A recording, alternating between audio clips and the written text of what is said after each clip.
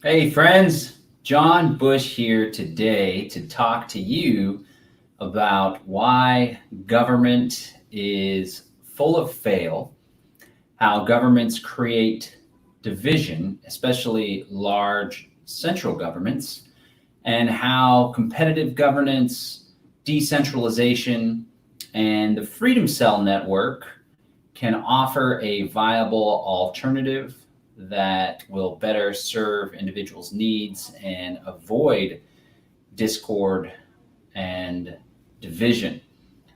So, most people that are active participants in society, or especially that engage in politics, will know that this country is very, very divided. And a lot of people are constantly upset with one another. And there is a lot of tension. When Trump is in office, many of those on the left wing, many Democrats are ticked off, pissed off. When Obama was in office, those on the right wingers were all ticked off and pissed off, and nothing seems to change. So I would like to take the position that if we rethink the manner in which we organize society and we shift it away from a centralized, top down, hierarchical, one size fits all means of social organization to a decentralized, localized, distributed means of social organization, that we will better be able to live peacefully together without problems and discord. I also want to invite you to join the fourth international conference call for Freedom Cells. It's coming up tomorrow. If you're watching this is being recorded on Friday, 6/26. And coming up on the 27th at 5 p.m., we will be doing the fourth international conference call. I think there's like 80 to 100 people on the last one. It was a very productive call. A lot of people got to learn about Freedom Cells, and we did a little bit of work organizing our little Freedom Cell network.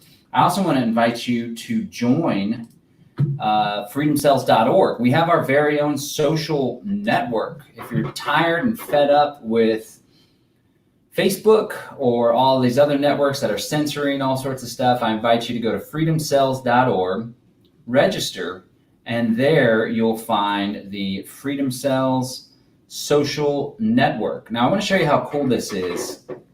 We'll talk about Freedom Cells in a sec. Essentially, it's groups of 8 people that work together for mutual aid, achieving common goals, and securing the sovereignty of the individual members. Those groups of 8 then link up with other groups of 8 to form larger networks. But this isn't just an idea or some sort of document or paper or thesis. Check out the people that are involved in the Freedom Cells network here. This is people all across the globe. We have some in South Africa, Brazil, Australia, Southeast Asia here. Look at here near Indonesia. These guys are probably sipping on some kratom down here. Really cool stuff. And of course, we have the biggest concentration here in the United States of America. So one thing that you can do with this group is, a lot of people are like, man, I feel all alone. There's just nobody that shares my ideas, and I can't possibly get started with Freedom Cells or with the Liberty Movement or whatever. Well, let's say that you live in Colorado.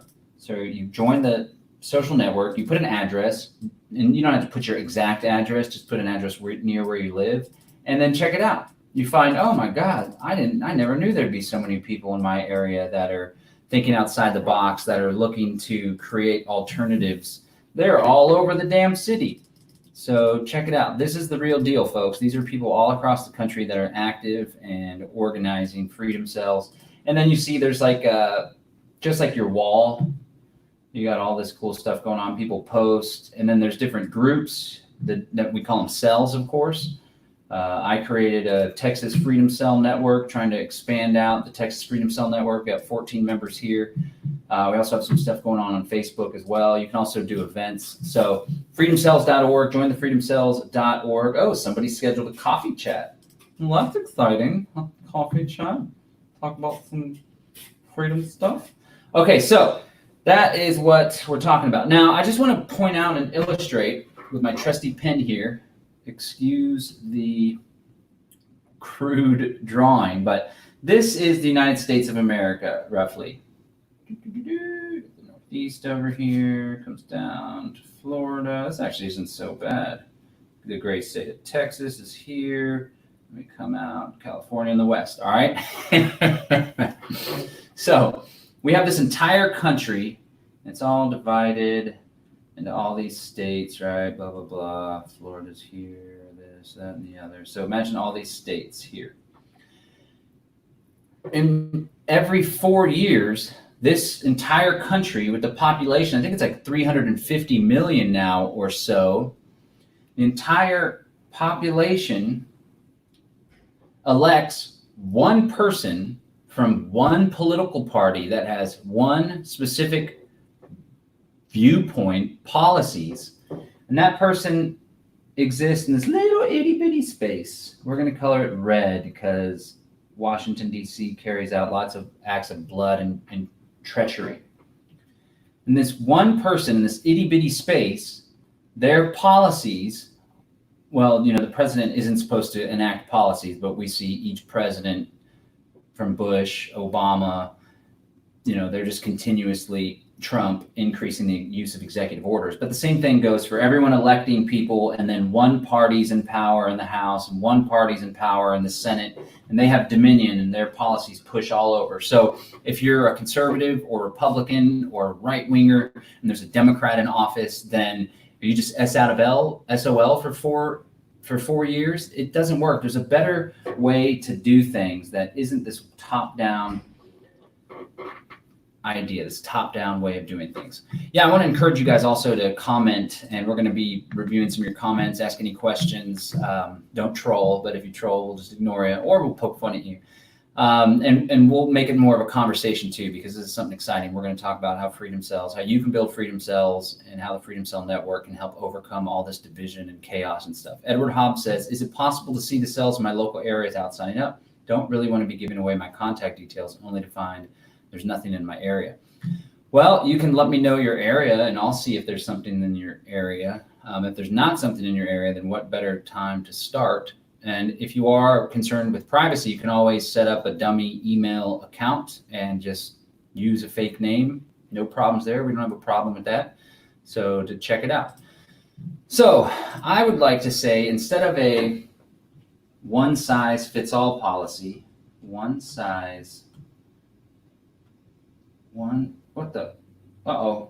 instead of, we just lost whiteboard.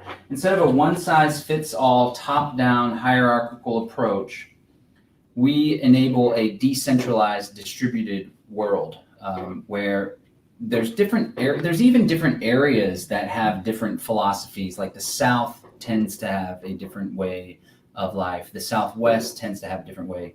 Then there's the northeastern states, and then there's this whole pocket of liberal Vermont, Massachusetts, New York, New Jersey, Connecticut up there, right? That's an entirely different way of doing life than in Montana, for example, or in Texas, where there's more rugged individualism. And then in the big cities that tend to be left-leaning Democrat, more liberal policies, they do things differently than in the rural areas. And one of the things that spurred this conversation that I wanted to have with you today was a debate that I found myself getting in over the Electoral College. And a good friend of mine shared this thing. It was like, if we want to tear down racist monuments or racist relics, how about we start by tearing down the Electoral College? And he shared some articles talking about how the Electoral College was meant to empower racists or whatever. And I was like, well, if you get rid of the Electoral College, then it's going to be the major cities that decide everything for everyone else, and the rural areas will be disenfranchised. And then they're like, well, you're saying South Dakota should have more of a vote than California. Their voting power in the Electoral College is 30 times as much as the people in California. And then I realized, like, wait a second, I'm not even going to get involved in this debate. I don't want to take a position. My position is that the institution of the presidency, the Electoral College in and of itself, the federal government, one of the largest central governments to have ever existed, is the problem. And if we want people to have more power at the individual level, then we ought to abolish that system entirely, or better yet, just try to ignore it and build something else in its place. And I hope a lot of people would agree with me on that. There's no reason why one group's beliefs should be inflicted upon the other people's beliefs. And I also wanted to point out that the institution of government is working exactly as it should, as it was intended to operate. That is to preserve and grow the power and privilege of the ruling class. And that's always how government has operated, even in the American experience, which was supposed to be some grand experiment in democracy. And we had this beautiful founding document in the US Constitution. Nothing could be further from the truth. I want to encourage people to actually look at what took place in history. The founding of this country took place with corporations that were empowered with privilege from the British Crown, the British East India Company, for example. They came over from Great Britain. They had governors already in place. The governor had the ultimate authority over an entire geographic area where they set up their colonies and states. They brought over slaves, they brought over indentured servants, and immediately upon arriving in the Americas, they enslaved the population, they killed the natives, they used their slaves, they instituted essentially like a fiefdom over a massive geographic area. That's how this country was founded. Then it was the ruling class that set up the Articles of Confederation. It was, there were some genuine good rebels, right, that signed the Declaration of Independence and overthrew the British rule, but they didn't replace it with total freedom. And while the Articles of Confederation were more decentralized and localized, and they lacked a strong central government, which the Anti-Federalists specifically wanted to do for the purpose of keeping power with the people, although it wasn't power with the people, right? Women couldn't vote. People were still held as slaves. It was power with the ruling class, with the aristocrats, with the merchants, with the lawyers, with the bankers, right? Then the US Constitution, which many conservatives hold up and prop up and enshrine as some all-powerful document that protects freedom and has all these freedoms associated with it, in reality, it created the strongest central government that the world had ever seen. And because it had relative economic power, even though it had Article 1, Section 8, the empowering the Congress to tax the people, it was that relative freedom compared to other governments of the past that allowed for the people and their ingenuity to create an economic powerhouse. However, that economic powerhouse wasn't alone able to enrich itself, better itself, innovate. There was a central government that was leeching off of the body politic, and in turn would come to be one of the most powerful empires the world has ever seen because of that relative amount of freedom coupled with the central government. And now we have a mass empire that stretched Manifest Destiny all across to the West, Hawaii, Guam, Puerto Rico, and now we have an empire of bases, as Chalmers Johnson called it. So the central government in the United States of America has created a lot of harm. Not only has it created harm externally, but there's a lot of internal harm, a growing police state, a growing surveillance state, and growing division and tension amongst the people, which is exactly where the powers that be would like to see the anger, the hatred, the division, the frustration pointed. They would want to see people butting heads. Now we see it was always the left and the right, the Democrats and Republicans butting heads, but now we have the extremes on both ends, like the right wingers and the Tea Party folks, remember several years ago, and then you have the left wingers and the Antifa and all these protests going, and now it's these extremes that are butting heads as well. And if we do see some sort of civil war activity, it's going to be between these extreme left radicals and these extreme right militia types, when in reality, they don't have to join forces, but they could adopt what we're going to talk about today on our YouTube video, the idea of decentralized networks, social organizations, or even competitive governance. So before I get into the freedom cell idea, this isn't something that's new, right? There's Institute for Competitive Governance. I came across a journal recently that was all about alternative means of governing. And there's been special economic zones. There's work trying to do one down in Honduras. Many people are more familiar with Hong Kong, as they've been rebelling now. They're getting back to the rebelling as the COVID kind of dies down, but does it really die down? I don't know. But Hong Kong was a compromise between motherland Communist Party China and Great Britain, who ceded some power. And they said, well, we're going to let you guys have authority over Hong Kong, but we want it to be relative limited authority, and we want Hong Kong to continue to enjoy this economic freedom. So they created a special economic zone. There's many thinkers, doers, entrepreneurs, billionaires even, that are encouraging for the creation of other special economic zones, to experiment with other forms of government, to have a competition within government rather than just one size fits all top-down hierarchical form of nation statehood that we've all grown accustomed to, that's created so much harm, and that's, in my opinion, limited human thriving and human flourishing. We want to try these economic experiments with economic zones. There's also the Seastead movement. I've been producing podcasts with the Seastead movement, get to listen to a little bit of the work of Carly Jackson and of course Joe Quirk. They do a lot of great work. And the idea is, in order to get out of the jurisdiction, because the United States of America and the other nation states have total dominion over every single geographic area in that country, right? We could do a movement to have a SEZ or somewhere within, but they're like, let's just go outside of the territorial jurisdiction of these nation states altogether and experiment with floating cities on massive ships, travel ships, or on floating decks or decks that are anchored in the ground outside of territorial waters. But as we see with the Thailand experiment, where this couple actually built a seastead, and then the Thailand government was like, you can't do that, you're violating our sovereignty, and we're going to charge you with this crime that's punishable by death. That was pretty extreme. See, the governments are like, no, you can't even be out there in the ocean. And then Ernie Hancock comes along. He's like, let's not do off the grid. Let's go above the grid and have massive spaceships and stuff. That's a future that I'd like to see, with more freedom and stuff. So this journal article I was reading, it presented friction for the furtherance of competitive and alternative means of governance. One of the solutions was the seastead option. One of them was this special economic zones, and you get permission from the government. And then another one was a non-territorial form of government that they wanted to talk about, where you could essentially have a la carte governing structure. So this is something that I've talked about for quite some time, and I think it's a great middle ground, middle of the road approach to anarchism, to a genuinely free society. A long time ago, I kind of moved away from the whole strategy of smash the state, like a confrontation with the state, remove the state, right? So if I genuinely value freedom and people's freedom to choose, now mind you, a lot of the freedom of people that choose government and that prefer government, there's a lot of indoctrination going on there. But who am I to tell a democratic socialist or a progressive that actually enjoys the presence of the welfare state and wants the government to be empowered? Are we, as anarchists and voluntarists, is it within our rights to take that away from them, right? So I would like to see an environment where people that want government, they can have their government as long as it's not forced upon us. And a middle ground transition could be an a la carte form of governance. This is what was talked about in the journal.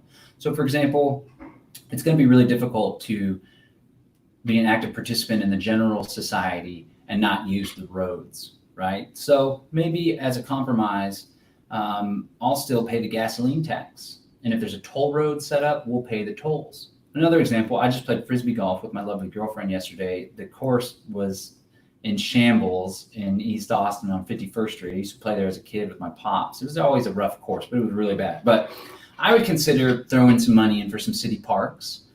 The state of Texas, even though they shut them down now and like only allowed 100 people in a massive state park, maybe they can continue to do public parks or whatever. The point is, I would like to opt out of the Austin Police Department. I don't want to pay for Health and Human Services. I definitely don't want to pay income tax to fund foreign wars of aggression. So what if a middle ground would be that it's like a la carte services, and then we introduce alternatives, private community means to do such things. So that's one way to get from here to there. I would argue, in order to strengthen that position, to eventually have people that can opt out of the state entirely, we need to grow our numbers. I've always said there's strength in numbers, there's strength in unity, and there's strength in truth. And I believe we have a true position that we ought not inflict or instigate or initiate harm or violence against other people, right? That seems true to me, seems true to human autonomy and our free will. Okay, so we have a united group of people. Actually, they're not united. Even libertarians and voluntarist movement aren't really united. So I would like to encourage people to unite behind a movement, behind an idea whose time has come. And then when we grow our numbers, we can effectively have the strength to potentially opt out of the system altogether. So how do we get from here to there? How can we start building the alternatives? How can we start providing alternative services to the government? And how can we do so in a way that in the beginning isn't even illegal at all? In fact, it's extremely low risk. And in fact, getting involved in Freedom Cell networks and Freedom Cell groups lowers the risk that you have generally going around in society, especially if you're a rebel or an activist. So let's talk about what Freedom Cells are. And I want to encourage people to go to the Freedom Cell website. Let's hit some of these comments as we're going. Joan Curry says, can someone provide me a link for Freedom Cells movement website? If you check out the description, there should be a link right there. But if you're not, if you can't see the description for some reason, let me just write it out for you with my trusty pen here. freedomcells.org.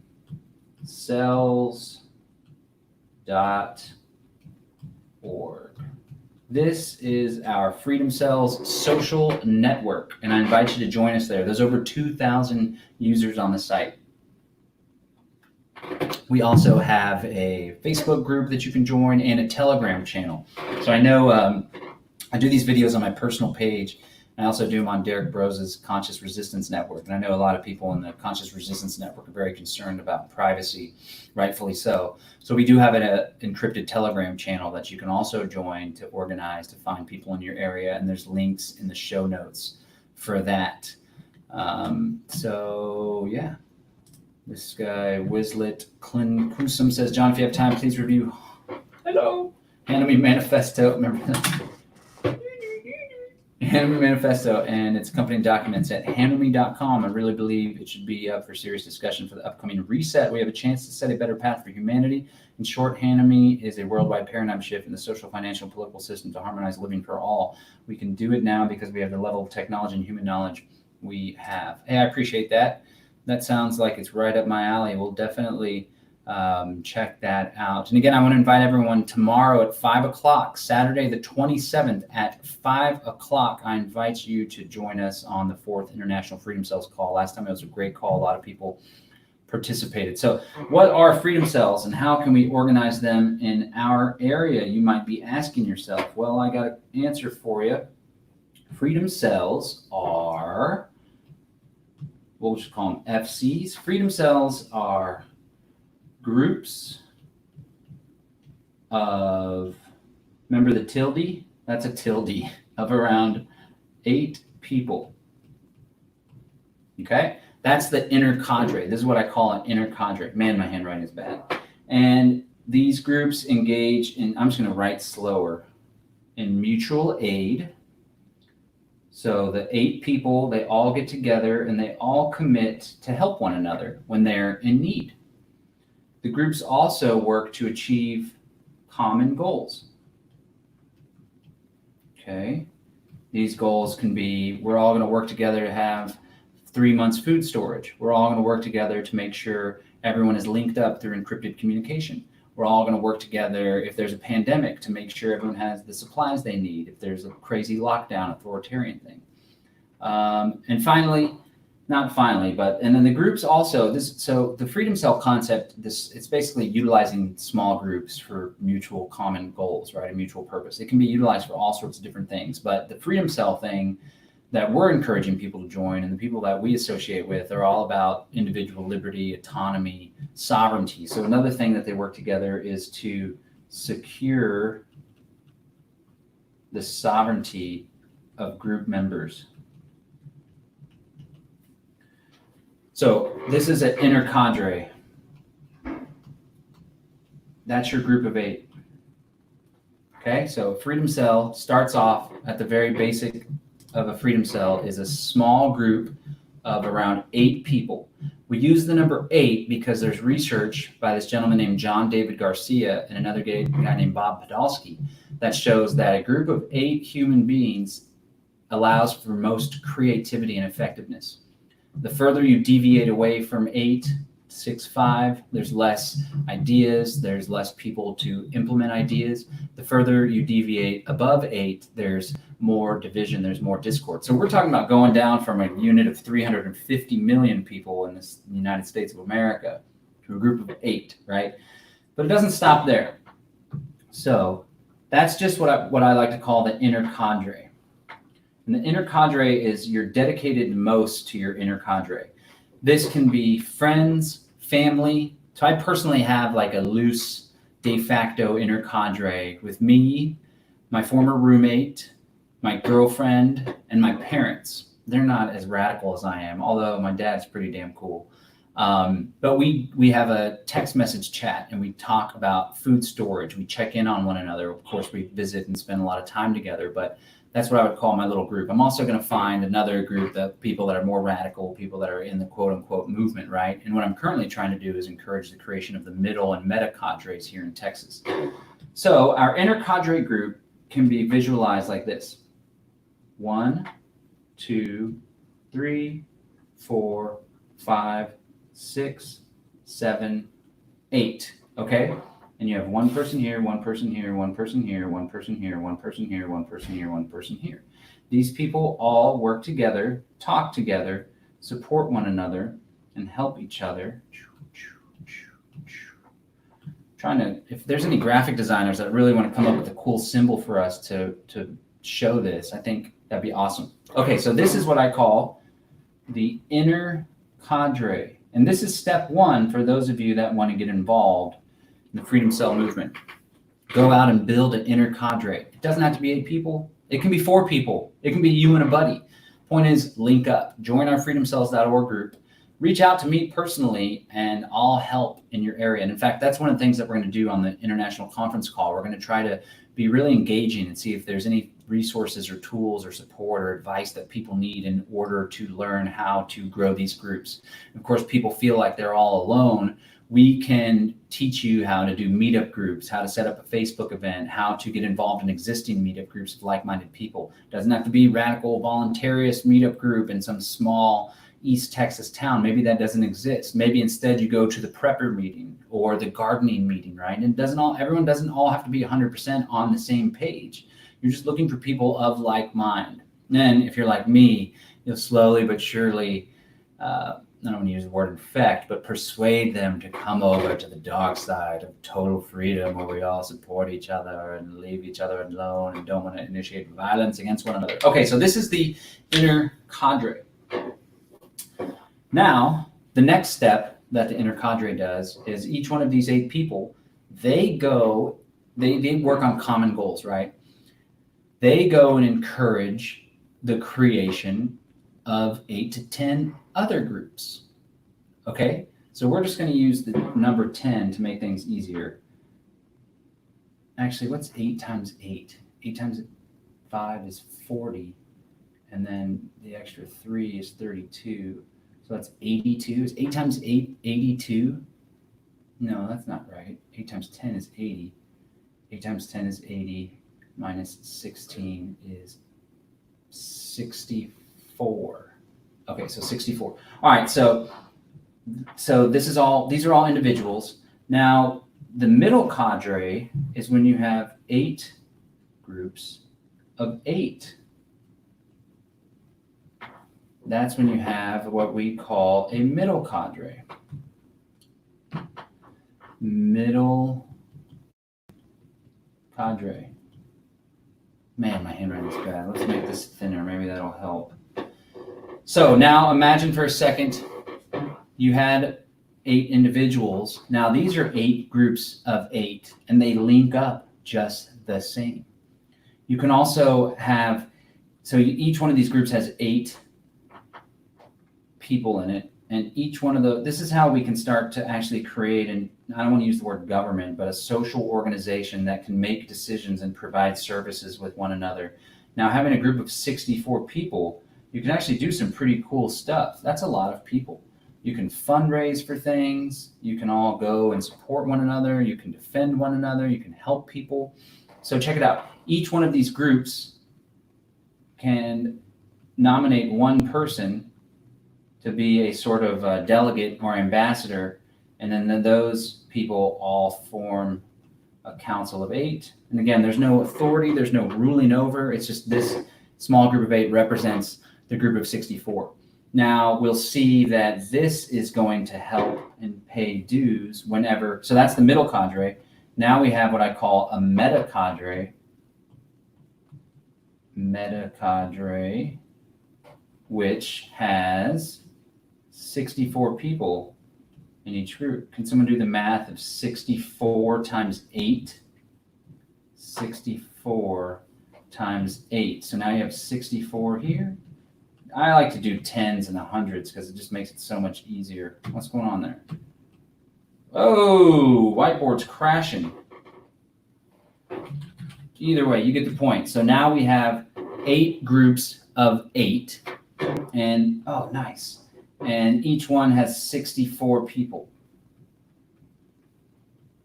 I'm sorry, now we have 8 groups of 64. Did anybody do the math for me there? 64 times 8. So 8 times 60 is 6, 12, 18, 24, 30, 36. So that's 360. And then 8 times that extra 4 is 32. So 392. Now we have 512. Now we have 512 people. So just as before, each one of these groups of 64 also sends a representative or delegate. Now you have a little council of 8 people. And here's how this works whenever we're making decisions. Whenever we're making decisions, right? So you now have 512 people. And here's how we can make decisions using consensus, not democracy, not 50% plus one, not enforcing one group enforcing their view or their policy upon everyone else. So you have your original group of 8.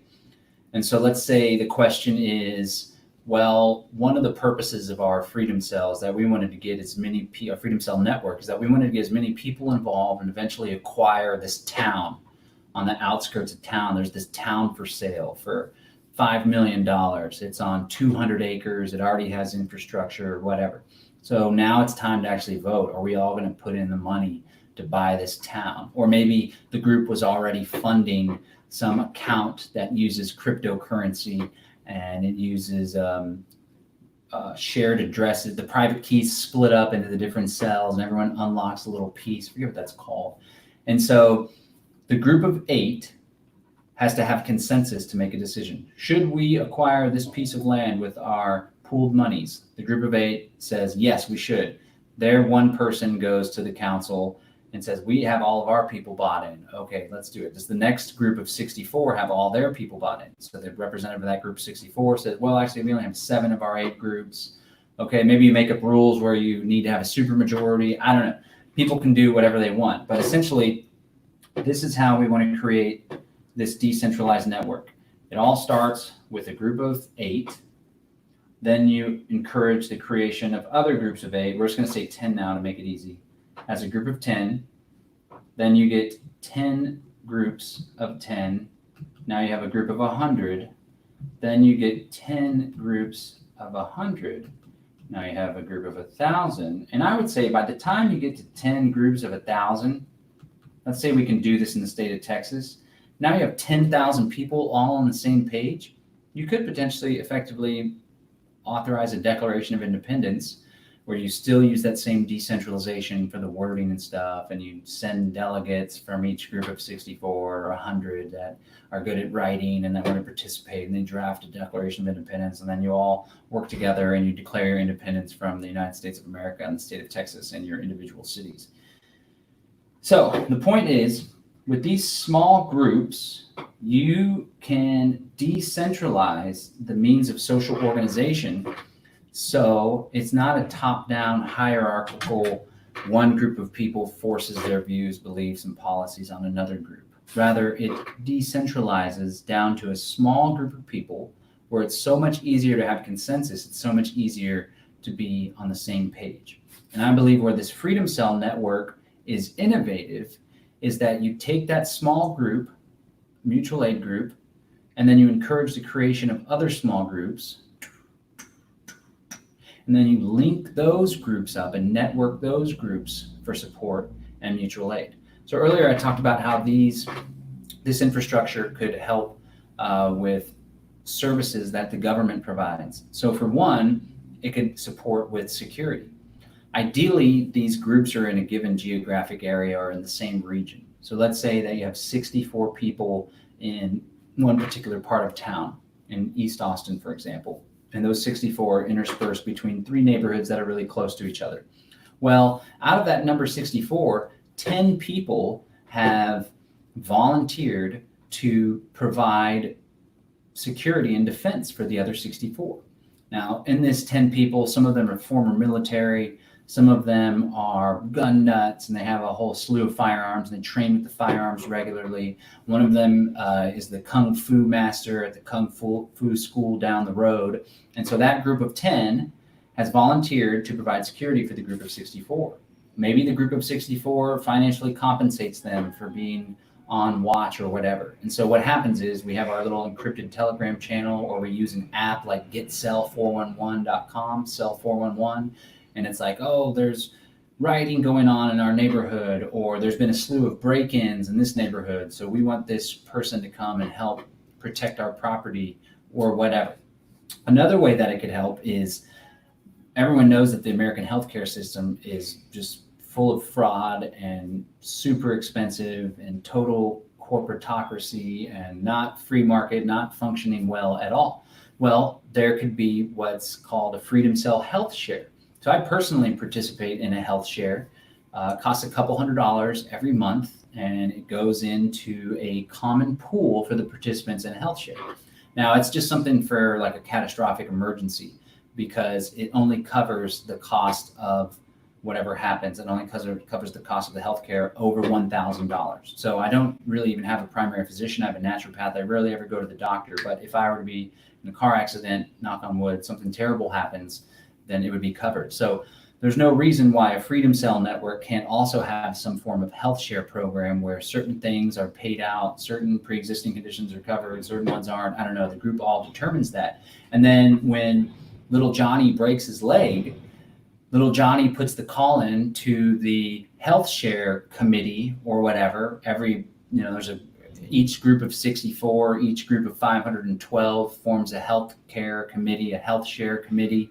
Each group of 512 forms a security committee. It's really, what services do you want this infrastructure, do you want this social organization to take on, right? Maybe there's an innovation committee. Maybe there's an investment committee, and they invest in a basket of cryptocurrencies, and that investment is intended to enrich the group or to be distributed out as dividends or to be a fund so they can acquire properties. So eventually you want all these freedom cells to have a confederation of intentional communities. I don't know. Really, the sky's the limit. But this network has so many different possibilities, and I want to encourage everyone to give it a try, to check it out, to form freedom cell groups in your network, in your area. And again, I just want to point out that this isn't just a pie in the sky idea. We do have a whole lot of people that are already participating.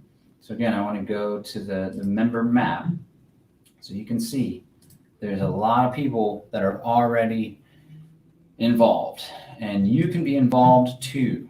And chances are there's someone in your area or in your state at least that is rocking and rolling. I don't know what's going on. Oh, Kansas got some Kansas City people.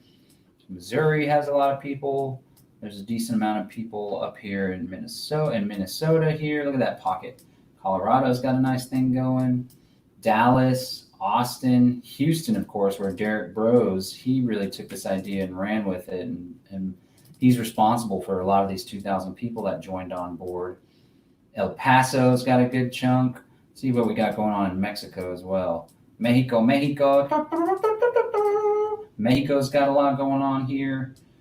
So we're, as an organizer, I'm going to be helping to organize these people, because there's over 2,000 participants here, but I'm not sure all of them are actually networked into the Freedom Cell infrastructure, which again isn't what's most important. What's most important is having a network of people that you can rely on and that can help support one another. But I do think there's a lot of power in this infrastructure, in this means of organizing. So hopefully I can lend a hand to given areas to help them organize with the group of 8, the inner cadre, the meta cadre, the middle cadre, and the meta cadre. All right, let's answer some questions, see what's going on. If anybody has any questions, comments, I really appreciate that. Jake Lee, Derek Bros did work for Antifa. There is proof of this now. Get a life. We're trying to build. We're not trying to bullshit. But if that's what you want to do and spend your time, then that is great. So, all right, let's see what the comments are. Conscious Resistance. Do you know of the Polstrat project? I do not know of the Polstrat project. Please fill us in the comments if you can.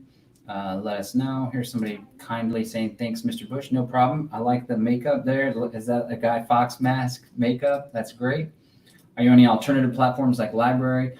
No, we're not. Our videos are on BitChute and I believe on Library as well. Yeah, and Derek Bros has some stuff on the Conscious Resistance is on Library as well. But as far as the infrastructure for the network that we have on this Freedom Cells website, it's not that way.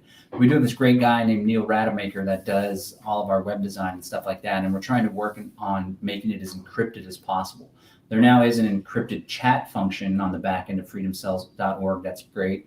I invite you to follow the link in the show notes where you can join our Telegram encrypted chat group as well. But we'll definitely explore and get involved with any crypto decentralized platform that makes this more private.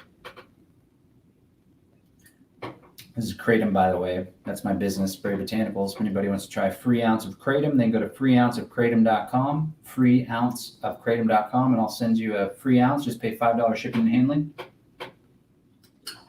Helps me with stress, focus, energy.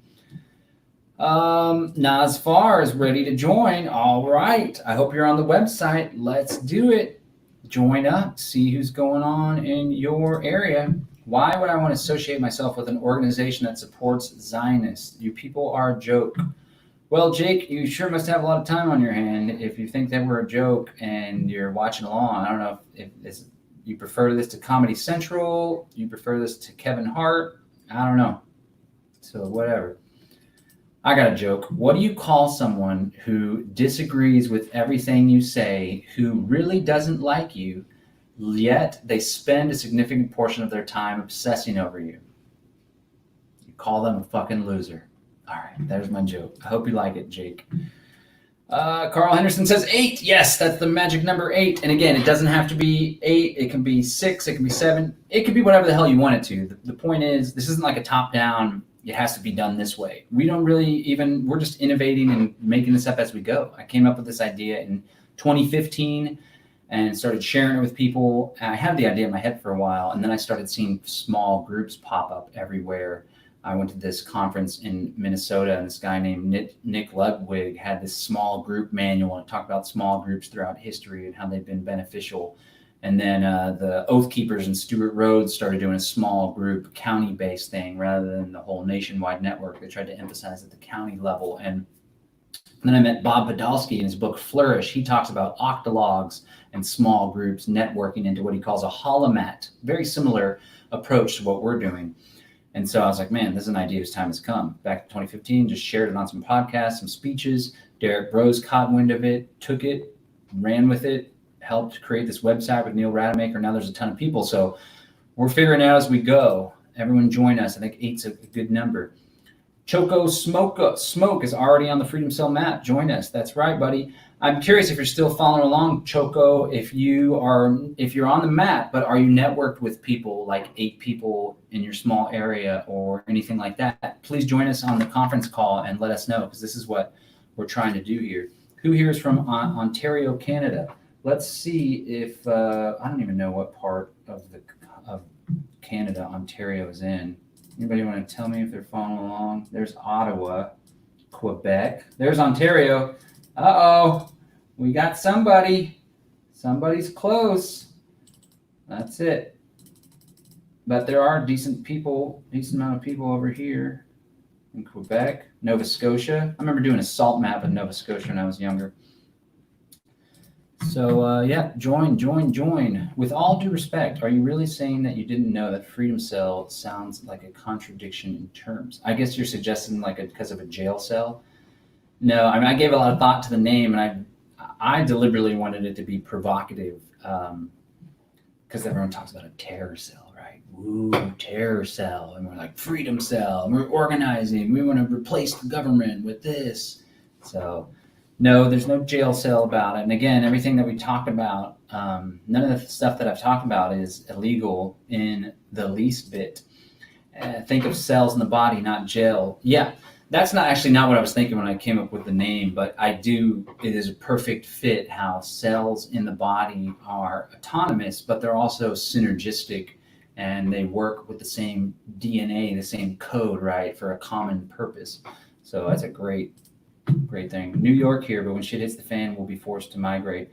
Go ahead and, man, shit's hitting the fan right now, my friend. So you're welcome to come join us here in New Hampshire. In Texas. New Hampshire is just right up the road from you, and there is a whole slew of freedom type peeps that a lot of them doing work in the Free State Project. I should spend some time working with the Free Staters to try to push this idea more. I'm close with Ian Freeman, the guys that do Free Talk Live, but there's probably like 2,000 to 2,500 small L libertarians and voluntarists in New Hampshire, and they only have a handful of peeps on the Freedom Cell map here. So we definitely have some work to do there.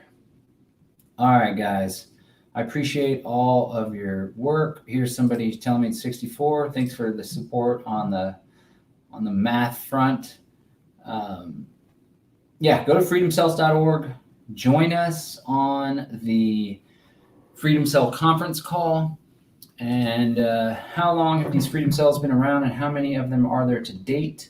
Well, the Freedom Cell idea was in 2015, and Derek Broze really popularized it, 2 to 3 years later, started giving talks, interviews. He has definitely a bigger platform than I do, and I appreciate that he invited me to be on his platform on the Conscious Resistance. So I don't know exactly how many cells there are. I do know that there's over 2,000 participants on the Freedom Cell social network.